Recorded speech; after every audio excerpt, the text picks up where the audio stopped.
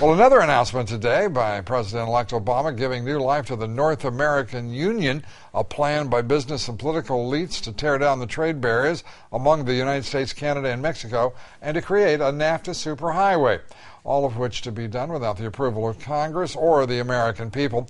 President-elect Obama named a diehard free trader and NAFTA supporter to be his U.S. trade representative. Bill Tucker has our report. Ron Kirk is President-elect Obama's pick to be his front man on trade. Kirk made his name in politics serving as mayor of Dallas, where he was known as a staunch supporter of free trade agreements, NAFTA in particular. He was a big proponent of a trade corridor from Mexico up through Texas, a road he once referred to as a NAFTA freeway. His nomination was welcomed by the U.S. Chamber of Commerce and the National Association of Manufacturers.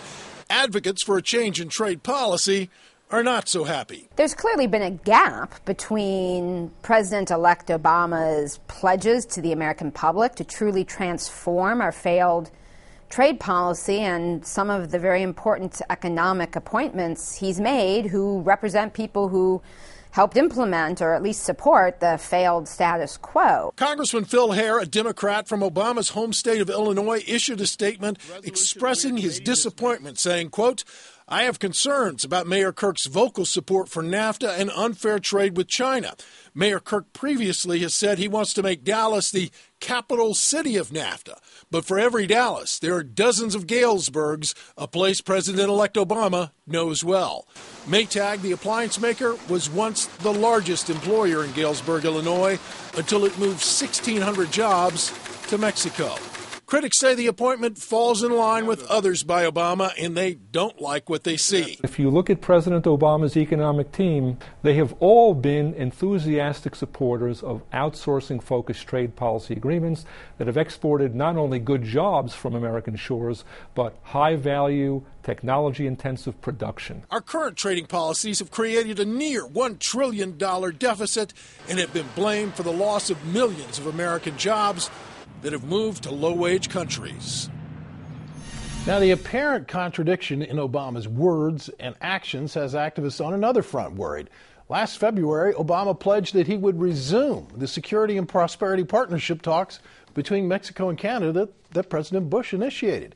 He also said the talks will be transparent. Those opposed to the North American Union say that now whether he will or will not deliver on that promise becomes something they doubt. Lou. Well, this is early on. The president-elect is starting to look like it's starting to look when it comes to trade, as Lori Wallach, the public citizen, pointed out, Global Trade Watch.